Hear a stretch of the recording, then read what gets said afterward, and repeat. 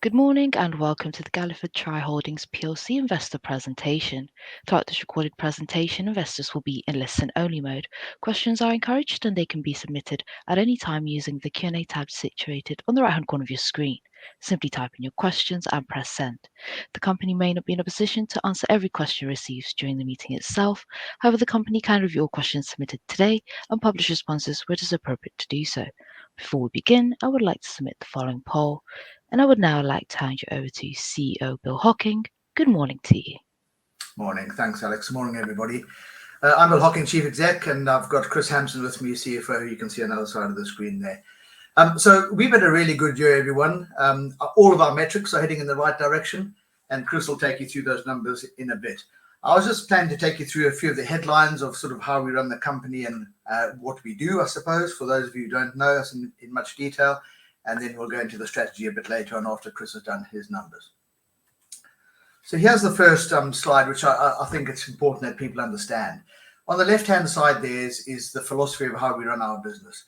And it's quite simple, really, and we'd like to keep things simple, by the way. So we start with good people, 4,300 excellent people in Galliford Try, and we employ those people for attitude and values and doing the right thing, fitting into our culture, really. And then obviously after that comes competency and experience and so on. But we really concentrate on bringing the right people into the business in the first place. Then on the left-hand side there, we put a strong culture of discipline and risk awareness. We've got what we call our business management system, which is how you do stuff around here, I suppose. And that is easy to access on any device. It's intuitive to use. It helps you do your job. And therefore people use the system, and from that comes consistency and predictability and so on. So that's really important to us, as is a very strong focus on risk awareness and risk management. So that strong focus on risk means that everything we do at the top end there in our high quality order book is things that we can do in the right parts of the UK with the right people, the right supply chain, the right clients, terms and conditions and so on. And that means that we can perform consistently and predictably on the right hand side on all of our projects. And we have a scattergram of all of our hundreds of projects across the UK. The vast majority operate within a very narrow band of expectation. There's a few doing a bit better, there's a few doing a bit worse. They tend to counteract each other anyway, and they're not material in the first place. So that attitude leads to a really strong, consistent performance, which strengthens our already strong balance sheet, and so the wheel turns. And Chris will come back to the balance sheet in a minute.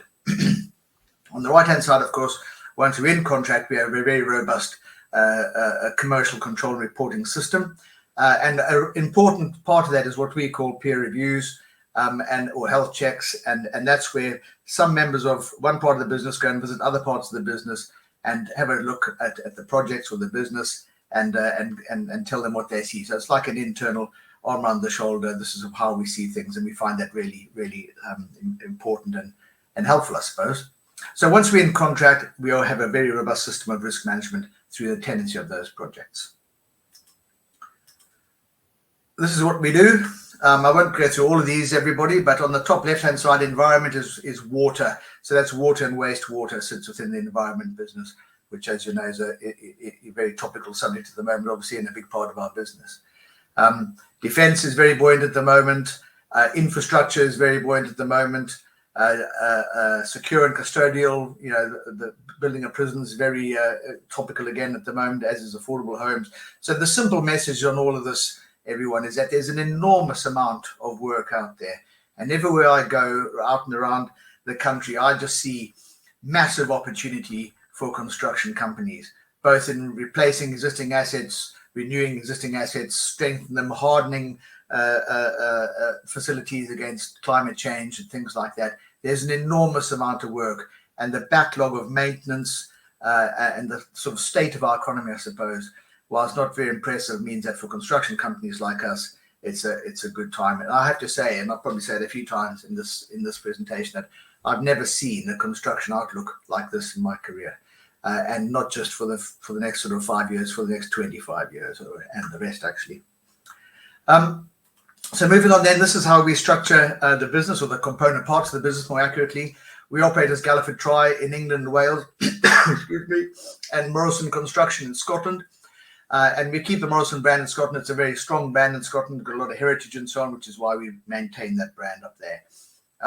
Then in the building sector, you can see, I won't go through all of these things, everyone, but you can see all the things we do down the left-hand side. As I said, defence and custodian in particular are really buoyant at the moment. Affordable homes, enormous pent-up demand, a little less action going on there at the moment. We can come back to that a bit later.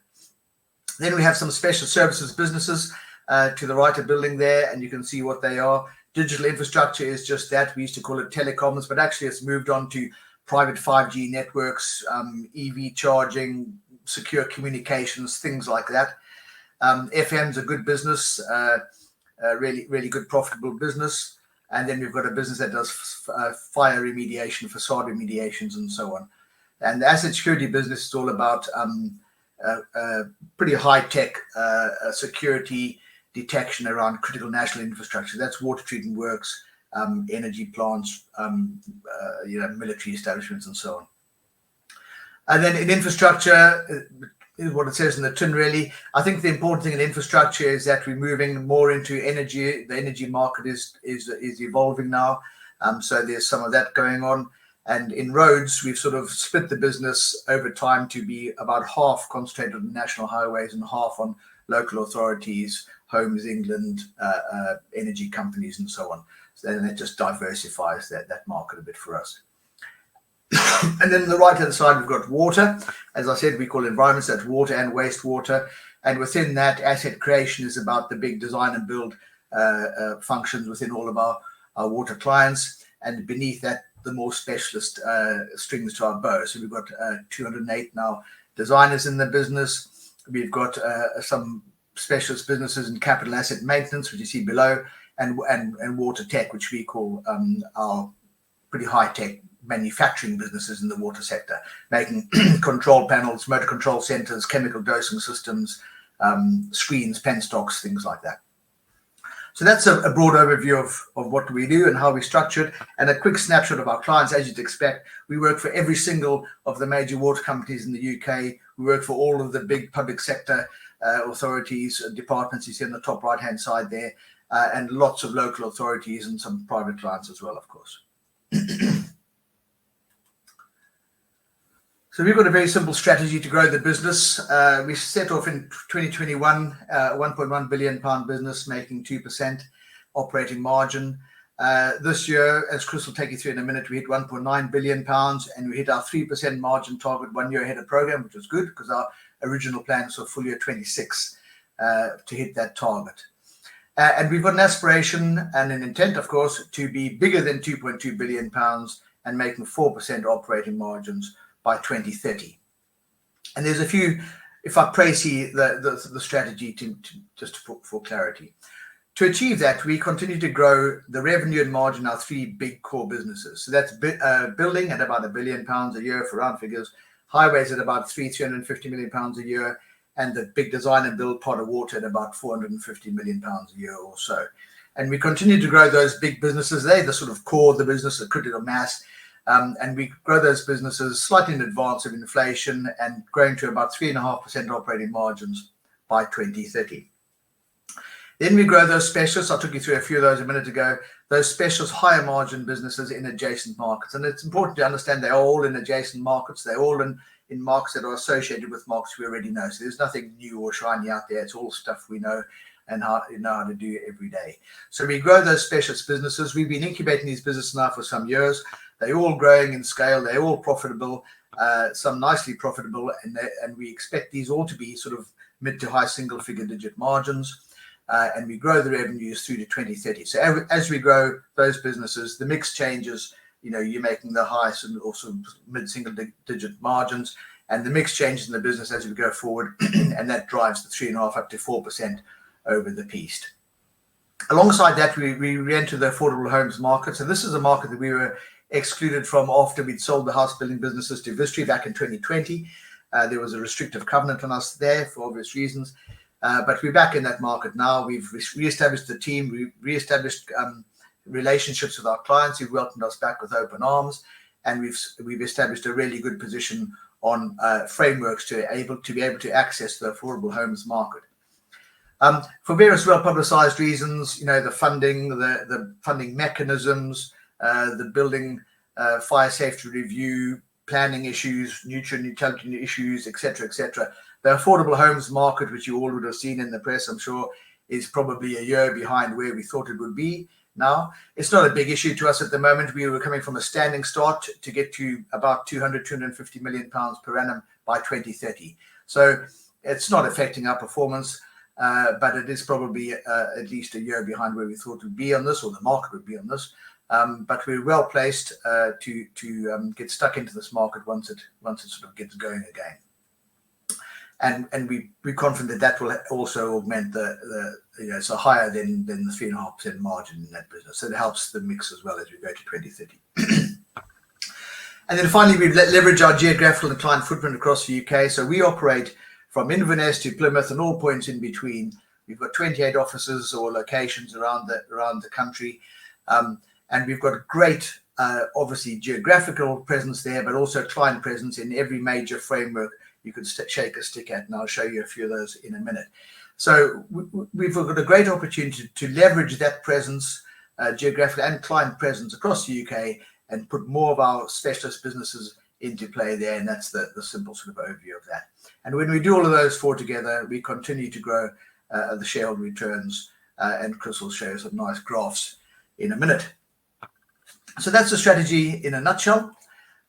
Obviously, en route to do that, there's a few things we need to do. And the first thing is, like any company, is to make sure we have the right people in the business to continue to grow the business. So we've got a very simple strategy. On the left is retain our existing employees, make sure that we have strong succession planning, strong development, career development, and things like that to retain those existing good people. And we've got a very good retention rate there. Our churn rate is 10.7%, which is about half of the industry average. So that's good. Then on the right-hand side is how do we bring more people into the business? And we have a very strong early careers program. We bring about 150 young people into the company every year, graduates, degree apprentices, and apprentices. And then we've got a strong sort of support mechanism to make sure we bring those people on. So a lot of work on how we concentrate on having the right people, enough people in the business to sustain our growth. A few of the stats, I've just mentioned a few of them, but 4,300 people. Very pleased to get 87% employee advocacy score, same as last year actually. So that means 87% of our people are strong advocates of the business. And we're very pleased as well to be voted #1 for both graduates and apprentices in the Job Crowds interview earlier this year. We promote, you can see there, going on 10% of our people every year, 400 promotions in the last year. So that's all about the career development side of things as well. So a strong focus on people. The slide isn't moving on, Alex. Could you move to... Ladies and gentlemen, just give me a second. I'm just going to refresh your browser, Bill.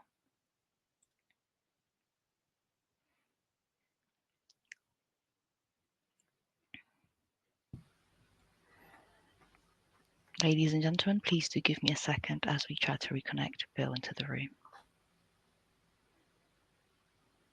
I'm happy to keep going, Alex. I'll keep going. Yeah, feel free, Chris. Yeah, I'll just... Hi, everybody. Just a little technical issue there with Bill. We'll get him back. I think just pointing out the sort of ESG credentials we have here, they're really important to us.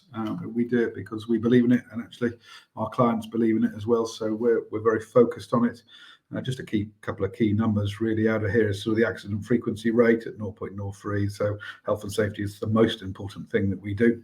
Sending our people home safely at the end of each day is really important there.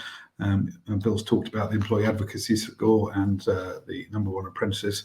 And then on the right hand side, we sort of talk about the 26 days taken to pay our suppliers. So that's one of the things that I'm really focused on. Having the right supply chain is a fundamental importance to us, and having a healthy and aligned supply chain is of utmost importance. So paying them on 26 days is really important. If I move on then to my section and my numbers.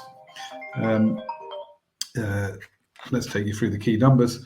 So 1.9 billion in revenue, as I say, Bill said earlier, that's up 6.3%. That's on top of a 27% revenue increase in the year before. So that's a third in 2 years. Really strong performance. And the CAGR since 2021, when we separated the business, is about 14% on revenue. So really strong continued revenue growth.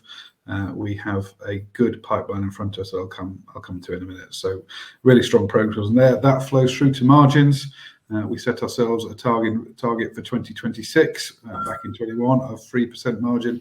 We're really pleased to have achieved that margin a year early, up 42 basis points in the year. So strong continued margin progression, and that delivers £45 million worth of PBT, up nearly 29%, with a CAGR over the last same 5 years of nearly 50%. So really strong profits, up £10 million, which leads to a dividend of 19p per share and a final dividend of 13.5p per share. That dividend's up nearly 23%.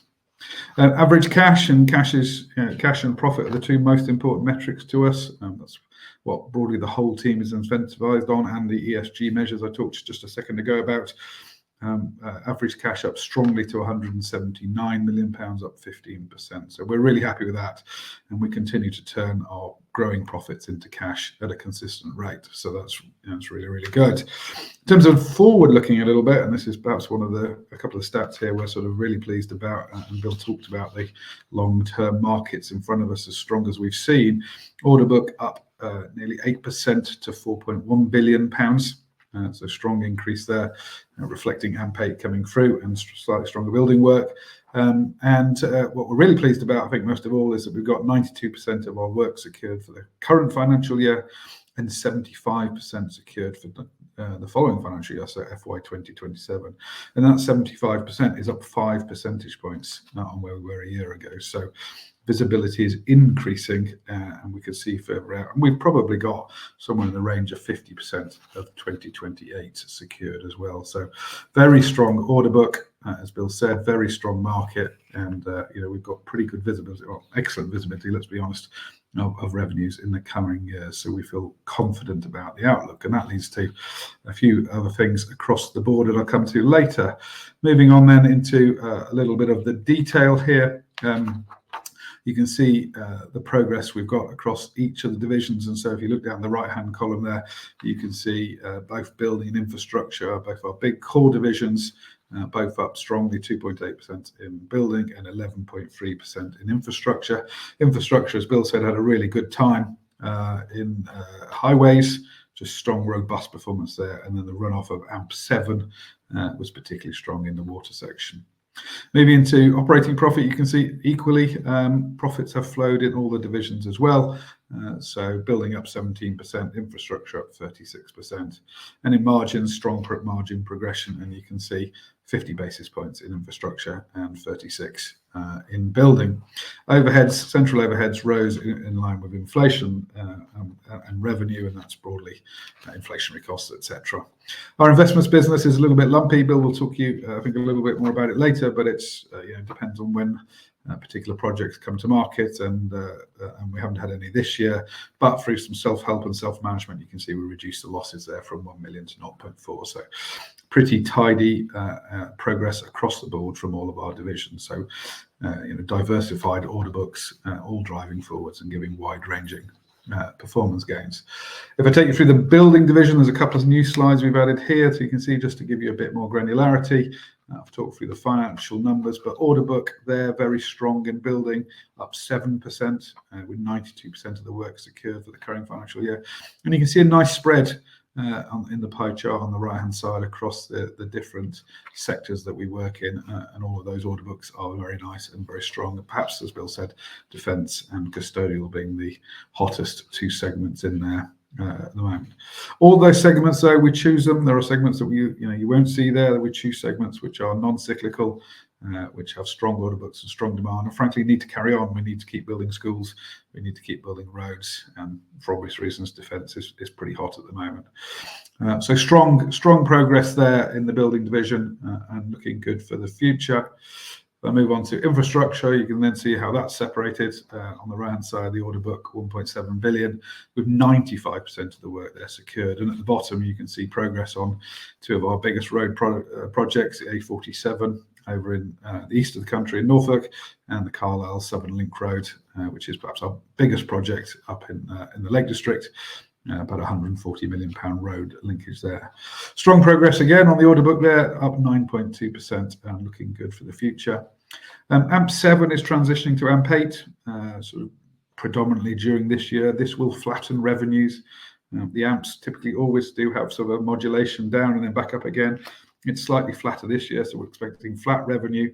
But we're looking forward to AMP8 is the honest answer. AMP8, as you may well know, has doubled from just over 50 million to just over 100 million, so that's broadly doubled.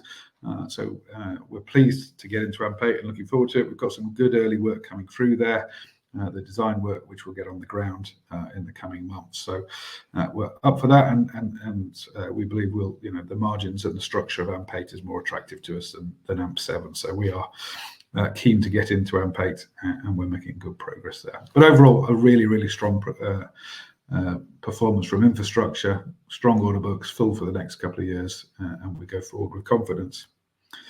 As Bill said earlier, the balance sheet is really, really important. It's important to our customers who know we'll be around to finish our jobs. It's important to our suppliers who know we'll be around to pay them. It's ever more important to our colleagues, actually, who are more savvy about who they want to work for, and having a safe company is definitely more attractive, and clearly it's attractive to our external stakeholders as well. And what we have, I think, is actually a very simple and very strong balance sheet. If you look down at this, intangible assets from the previous acquisitions, these are PPP assets. These are assets that we have which are very liquid in nature. There's a strong marketplace for those. They generate about 3.6 million pounds worth of interest a year. So strong cashback profits, returning about 9%. So a really good, strong asset. We take that 3.5 of interest a year and we return that as part of our dividend cover. Our dividend cover is 1.8 times, which is almost certainly the strongest in our sector. So good cash generation allows us to do that, and the PPP assets are a big support there. In terms of assets, if you take the non-current assets and the IFRS 16 and net them together, because they sort of do, you've got about 15 million pounds worth of assets, very small, mostly servers and laptops and that kind of thing. We have no inventory, we have no pension liabilities, so a very clean balance sheet. Working capital and net cash broadly balanced, and they go around very quickly. We get paid by our customers in just under a month, and as we say, we pay our suppliers in 26 days. So a very clean, very tidy balance sheet that moves around regularly, and we're in good control of. So simple to understand. And at the bottom, you can see both the net assets moving forward as we turn those profits into incremental net assets, and you can see our average month-end cash moving up strongly from 155 to 179. So all in all, a pretty simple to understand and clean balance sheet. And as Bill says, having that balance sheet allows us to be selective about the jobs that we want to do. We don't do stuff that we don't want to do. We don't chase revenue. We do the jobs that we know will grow our profits and grow our margins and make us a stronger company again in the future. And in doing so, I guess we come to capital allocation. As you can see, we are generating cash. The spot cash at year end was £237 million. That was up 10 million from 227 million. So we are generating real cash. And that included paying about £25 million out in capital allocation last year through the standard dividend and the share buyback. And if you look over the last 5 years, by the time we've done the share buyback we have announced last week, and the standard dividends, we will have returned nearly £108 million over the last 5 years, broadly equivalent to sort of 20-25% of our current market capitalization. So strong historic returns, and we have a belief in the future that we will continue to generate cash. As Bill said, strong market, strong model, and we just need to stick to that model and we'll be fine. And so we have a clear capital allocation model. We'll invest organically first. We've opened 2 plants in the last 12-18 months in our water sector and our specialist businesses that Bill will talk you through shortly. And mentioned earlier, those organic investments will return strong IRRs and drive us further forward. We've also done 4 acquisitions, so 4 inorganic acquisitions in the last 4 years. We are aiming to be a little bit more front-footed on that going forward. So we have clear strategies, clear markets we want to play in, and we have clear financial hurdles. And if those acquisitions come to market, on our pipeline and they meet the hurdles, then we would look to do that. We're not going to be serial aggregators. We would think 1 or 2 bolt-on deals a year is the honest answer, and we have the free cash flow to fund those in the future. So that's a sort of reinvestment. I talked a little bit earlier about the dividend. We have this progressive dividend that will grow our profits at 1.8 times cover, strongest in the sector. We feel that's a good place to be. And finally, where we have excess cash, we will return it. And we've just announced our 3rd share buyback, as you can see, totaling 35 million, and we did a special divvy a couple of years ago of 12.5 million. So incremental excess returns totaling some nearly 50 million pounds over the last 3 years. Looking forward, or looking backwards and looking forwards, then you can see the charts on the for all of our key metrics there: revenue, profit, EPS, order book, etc. They're all moving forward. 10.5 years of progression on all the key metrics, so we're really proud of that. 5 full years of strong revenue growth, turning to profit, turning to cash, and with a strong forward-looking order book, we feel really good. If you look at the black bars just for a second, you focus on those, on the black bars on the charts, you can see on the left-hand 2 charts, 2.2 billion of revenue and 4 percentage points of divisional adjusted operating margin. If you translate those through to PBT and EPS and DPS, you can see that we still have a good road in front of us to deliver those numbers. We've delivered 352% TSR. We think there is a lot of TSR in front of us, a lot of opportunity. And with a strong order book and a strong model, we don't have to do anything complicated to get there. I think that's a really key point. We just got to keep doing what we're doing. The market's incredibly strong. We've got a great team and a proven model, so we feel good about it. And by 2030, effectively, we expect to double DPS from 2024. So still a lot of progress to make in front of us, and we go forward with increased confidence in the future, I guess would be where I'd summarise. And Bill, I think that's back to you. Thanks, Chris. Sorry, I disappeared earlier on, everyone. I don't know what happened there. So we'll move on. So the next question, of course, everyone asks as well, taken from Chris's slides as well, how do you get from 3 to 4%? And I mentioned sort of broadly in the early days, early part of the slide, the sort of précis of how we do that. But let's go through that margin growth in a bit more detail. There's 4 steps essentially that we see contributing to that. One is about volume and growth and leverage, which I spoke broadly about. The second one is about a better contracting environment, and I'll talk to that in a bit more detail. The third one is about all the operational improvements in digital and tech and off-site and so on that we're seeing, which all adds grist to the mill. And the fourth one then is the higher margin special services work. So if we run through those in a bit more detail, there's a few slides on each. So when it comes to drivers of revenue growth, obviously, as I said right at the start, there's an enormous amount of infrastructure out there that's old. It's time expired. It needs a lot of TLC to keep it up, to keep it doing what it's supposed to be doing, and a lot of it needs to be replaced. There's been, I think, systematic underinvestment in our social and economic infrastructure for a considerable period of time, and those chickens are coming home to roost. So the sheer quantum of work in all of our markets out there is astounding. And I've said quite a few times over the last few weeks in these roadshows that I've never seen a market like this in my career. So that's the first big driver. The second one then is climate change. And people sort of roll their eyes a bit sometimes when we talk about this. But I can tell you that climate change, when it comes to big infrastructure, is very real. And the impact on that infrastructure is very real. So what we see now are more very intense storms, very locally intense storms, and the impact of those storms is quite severe in some cases. That's what causes the overwhelming of sewage treatment works, and the works can't handle these massive flows, and you get spillages into rivers and so on. We see the same on roads, with the drains just can't handle the flow, and it all backs up and the roads flood, and that's dangerous, obviously.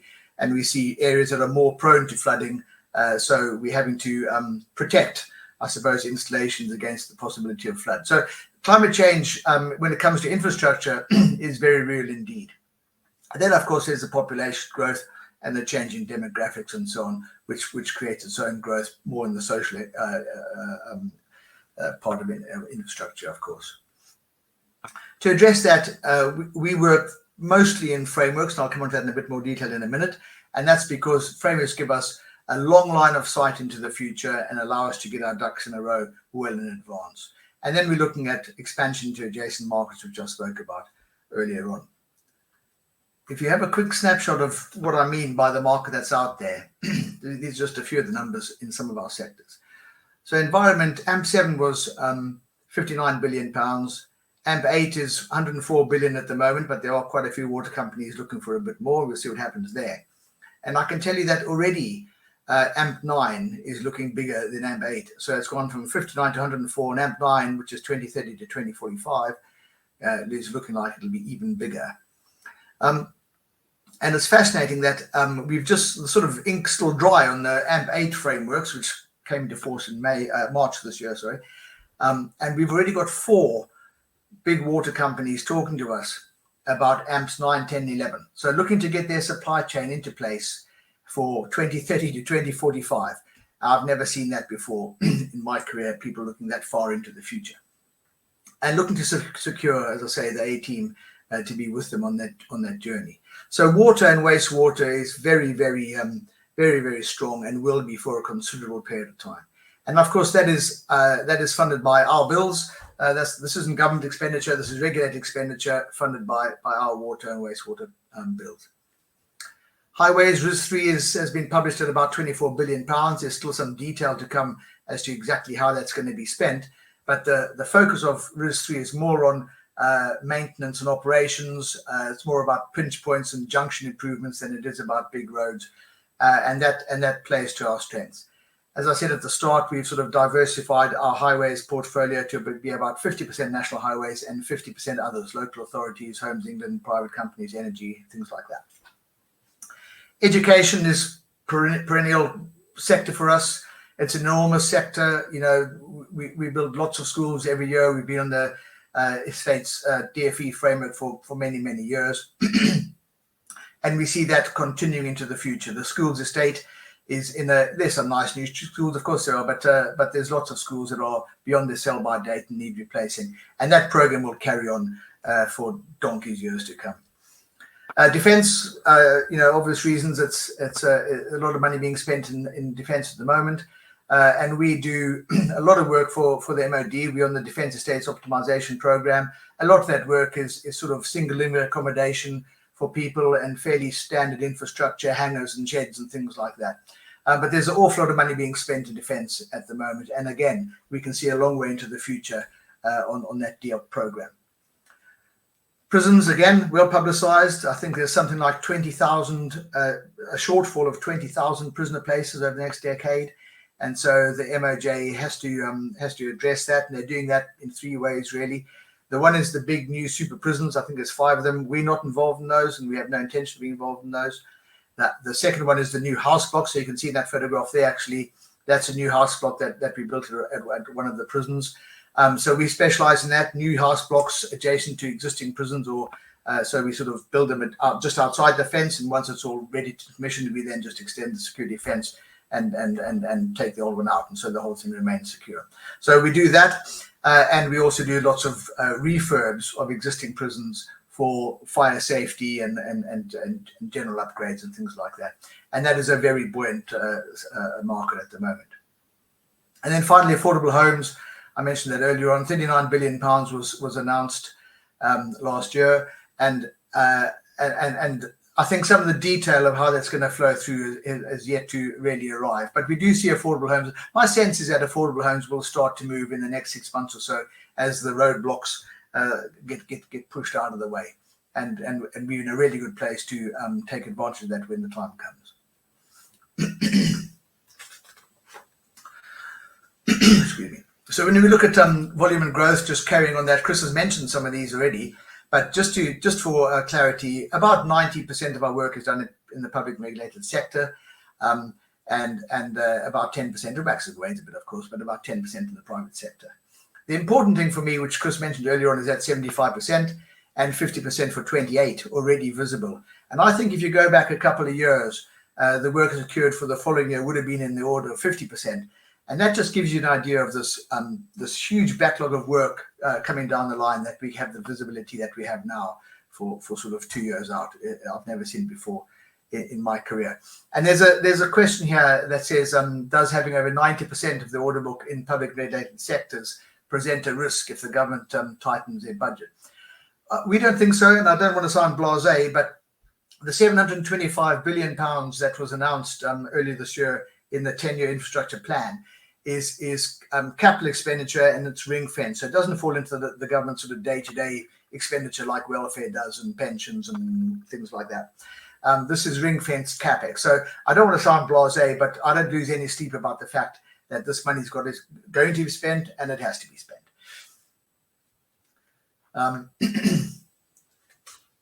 Let's move on then. So frameworks. So this is about a better contracting environment and the fact that clients are being far more sensible about how they procure, and all the tier one listed contractors are being far more, and private ones to be fair, are being far more sensible about the risks they'll accept or not. So what this just shows is that we've got frameworks in all of our sectors that give us visibility way out to 2030 and beyond. The darker shade of the existing frameworks, the lighter shade is when these frameworks are expected to be renewed. Sometimes they get extended, sometimes they get renewed, and it's an ongoing process. But we're very confident that we've got a very high success ratio in renewing these frameworks. So the frameworks are, as I said before, give us long-term visibility. We know our clients, they know us. It's a very collaborative environment, and it's a sensible operating environment in terms of the risk profile and the terms and conditions. Just to make a point here that once you're in these frameworks, all of the work is negotiated. So you get onto these frameworks on the right-hand side here by putting in, they let on 80%, typically 80 or 70% quality, and the rest commercial. And you can see their typical sort of scoring matrix on the right-hand side. Once you're on these frameworks, all of the work is negotiated. So you can see on the left-hand side there, the split between negotiated target cost work, which is all in the infrastructure and water environment, and the two-stage work, which is typically in the building, and the light gray is just straight out negotiated. So the point is here that 99% of everything we do is negotiated. It's not tendered, so to speak. And the next slide just looks to clarify this a bit more, because I keep saying, and a lot of people still think that we hard tender things and we get awarded work on lowest cost, and that is simply not the case. So the top bar there shows the olden days of contracting, where we'd have very little or zero input into the design, a big stack of papers, the bid documents would land on your desk, and you'd have a pretty short period of time generally to decide what your price was, and then there'd be a contract award. You'd be expected to start the following week, and it was all a bit hand to mouth and high risk. And you come down to where we are now, which is in the bottom bar, and this is how 99% of our work through frameworks is delivered. So the client always has an idea of some sort of a scope. Do you want to build a school? Yes, we want to build it over here. But we get involved in the scoping to say, what's the orientation of the school? Could you move it down the road a bit or up the slope a bit or whatever it might be? We get involved in the scope for the school, or in this example, or the scope of whatever it is we're building. Then we get paid to design it. That's a collaborative process where the client has his or her input into the design as well. We then price it in a transparent manner. That price includes risk and contingencies and inflation and all those good things. And then at a point in time, we'll go into construction. And as you saw in the previous slide, in the building arena, once you end up at the end of the price bar, then the contract does become a fixed price, but it's arrived at through negotiation. In the infrastructure environment and environment businesses, it becomes a contract, and then you then execute the contract on a target cost reimbursable basis. So the risk is dramatically different in this environment to what it was in the past. And that is why I think that us and, to be fair, most of the big contractors are heading in the right direction, as is shown on the next slide here. So when you come to operational improvements, you've got two things. I've talked about the first two: mature client relationships, mature client procurement methods on the left-hand side, with robust risk attitude from ourselves, being very selective about what we do and what we don't do. Once you're in the frameworks, it's all work that we can do all day, every day. They still remain the mainstay of our operational improvements, our margin improvements. But then on the right-hand side here, you've got a whole lot of things which all add grist to the mill. You've got a huge amount of work going through sort of digital processes now. So everything we design now is designed digitally. It's designed in 3D. You can put the goggles on and walk through the building or over the bridge or whatever it is that you're building. And you can build the thing half a dozen times in virtual reality with your supply chain and your clients to make sure that it's all regimental. And what that means is that we drop the ball less often on site. So the quality.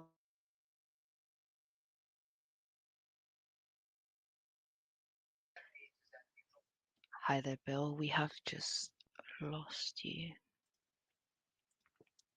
just going to refresh his browser. Ladies and gentlemen, please do give me a second as we reconnect with Bill.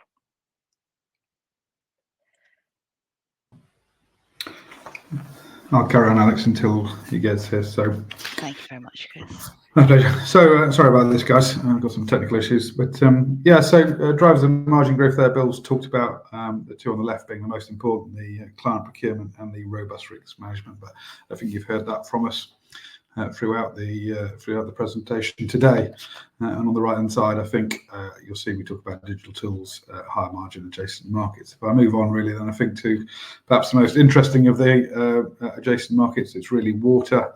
We've got a fabulously strong position in water, arguably leading across the UK. We work with all the 13 major water and sewerage companies, so really strong position there. We've got AMP8 contracts with all of those moving through, and there's still some AMP7s rolling off, as I said earlier, but we've got really strong one. And I think if you look to that chart on the left-hand side, the 55, of which is a split between AMP7 and AMP8, and that number will come down slightly as the AMP7s roll off. There's still a couple to negotiate into AMP8. But I think if you looked at this a couple of years ago, the design and build in the red, that would have been most of the pie chart in reality. What we've picked up really is the capital maintenance and the water technologies businesses that came through the Lintott and NMCN acquisition back in 2021, and we've really driven those businesses forward. And just to give you an example of what those businesses are, you can see at the bottom the control panel from Lintott there. We build these huge control panels. Oh, Bill's back. Bill, I was just talking about the control panel, mate, on the left, and sort of talk about. Do you want to pick up? Yeah, thanks, Chris. Sorry about that, everyone. I don't know what's going on here. Right, I've done the majority of the slide, Bill. I was just talking about the control panels and where we can take them. Okay. So just to finish where I was, if you haven't seen the video that we had in our presentation, it's on the internet. It's on our website. And I think that video about our Guildford Crescent project sort of embodies everything I was saying about modern methods of construction, offsite manufacture, and so on. So have you said it already, Chris? Sorry. But I'd point you towards that if you haven't seen it. So Chris has started from this slide. I'm sure you can read all the stats there. Yeah, the panel on the left-hand side, bottom left, is a panel that we manufacture. So we write the code, we design these things, we manufacture them, we deliver them to site, we build the building that they're in there, obviously. And there's two of them, massive panels. I can tell you that on this particular sewage treatment works, the existing control panel is like something out of the movie Chernobyl. It's fantastic. It's like stepping back in time into the 50s. But it's just symptomatic of the quality and the state of our infrastructure, and jobs like this where we're putting pretty high-tech bits of kit into existing water and wastewater plants to upgrade them to make sure that they're fit for purpose is enormous market across the whole of the UK.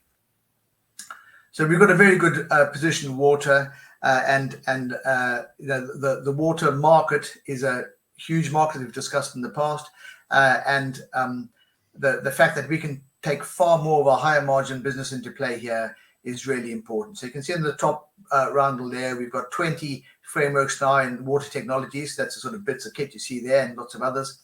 And then 14 capital maintenance frameworks. So capital maintenance is something that we're growing as well. It's a higher margin business. And this is an adjunct to our existing water and wastewater business. So at the moment, we design, build, and commission water and wastewater treatment works, but we don't maintain them or look after them thereafter. And that's an obvious opening for us to move into to do more of that. So we've established a really good footprint in those 14 maintenance frameworks where we can start to expand our presence through this AMP in capital maintenance.